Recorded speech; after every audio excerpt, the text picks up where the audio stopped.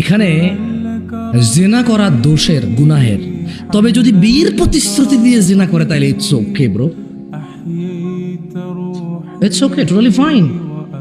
But বিয়ে করবে এটা বলতে হবে, প্লিজ প্লিজ প্লিজ প্লিজ। কি বলতে হবে যে ওগো ওগো ওগো প্লিজ বলো বিয়ে করবো বিয়ে করবো, তাহলে জানা করো সমস্যা নেই। ছেলে বলবে কোরআন ছো কোরআন ছো কোরআন ছো প্লিজ প্লিজ প্লিজ কোরআন ছো, আমার ছেড়ে যাবে না প্লিজ বলো, তওবা তফসি কানে দর্শি আজীবনে করতাম না, কোরআন মাথায় নাও মসজিদ ছো। এরপরে আবার ওই যে এখন ওই যে বাংলাদেশে যে জাতীয় মসজিদগুলো বানাইছে না প্রত্যেক জেলায় জেলায়, কি মসজিদ, মডেল মসজিদ, ওখানে যে আবার ছবি তুলে বলতেছে যে ওয়াদা করো ছেড়ে যাবে না লাস্ট উইক। ওয়াও,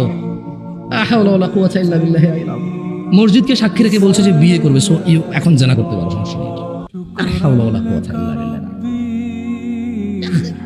গোবর নাকি মাথায়, মাথায় গোবর।